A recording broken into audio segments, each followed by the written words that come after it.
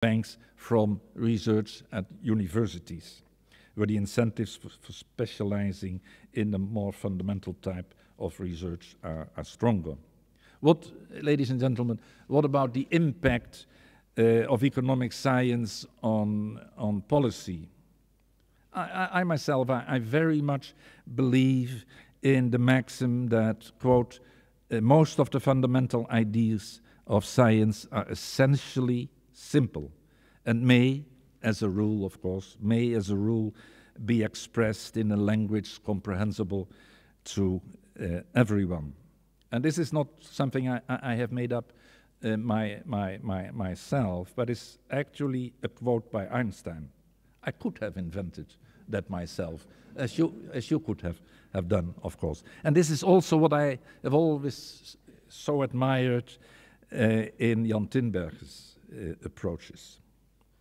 In my own field of monetary policy, the fundamental ideas of science have indeed been intuitive and simple. They have had a tremendous impact on policy. And I guess that most of you are familiar with many of the key insights on the relevance, for example, of price stability, on the cost of inflation, on the inability of monetary policy to raise the structural growth of the economy, and on the importance of central bank independence from political influence. The point here, I think, the point here is that these essentially simple insights were distilled from a huge and often very complicated body of research. And I'm thinking here about the almost endless list of contributions in the 60s and 70s on the shape of the Phillips curve, for example. And I'm thinking here also about the research on time inconsistency that emerged from the late 70s onwards, and research on central bank independence in the 80s and the 90s, and recent discussions on central bank accountability and communication. And several of you have been involved in this research. Perhaps current researchers can take comfort in the fact that one day the outcomes of current scientific debates may also become glaringly obvious. But in the meantime, we need to struggle on before science reveals the answer to us. Well, ladies and gentlemen, let me conclude with a forward-looking perspective.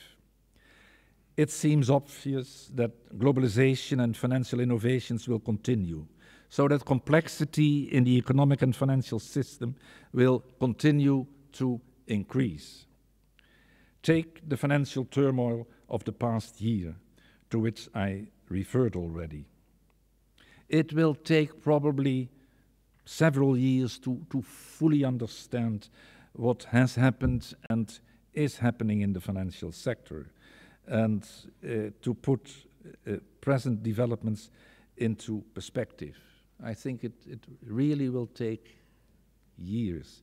I do not go as far as Winston Churchill, who asked for the consequences of the French Revolution in 1709. I do not go so far as he, because he said it's too early to draw firm conclusions.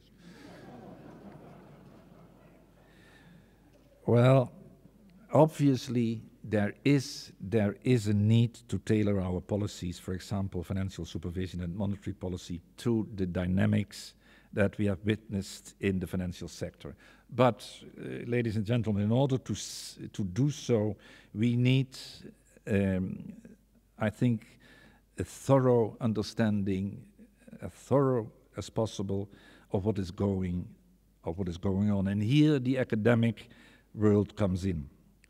With a more complex and dynamic financial system, our demand for high quality analysis and research can only increase.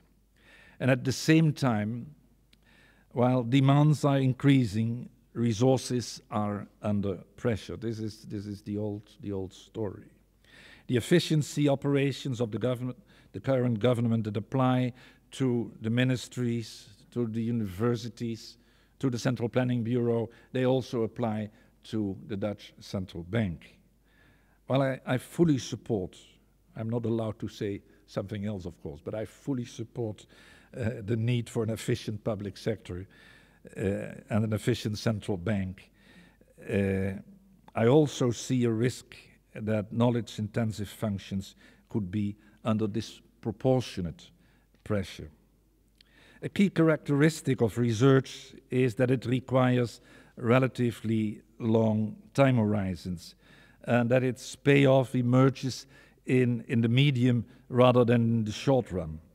And as a result, it can easily be crowded out by the many policy issues that continue to require immediate attention.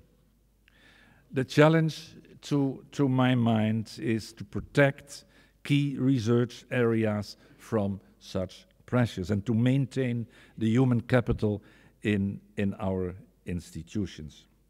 Let me once again show my great gratitude for the honor that you have bestowed upon me, and thank you for your attention, or perhaps I should better say thank you for your patience.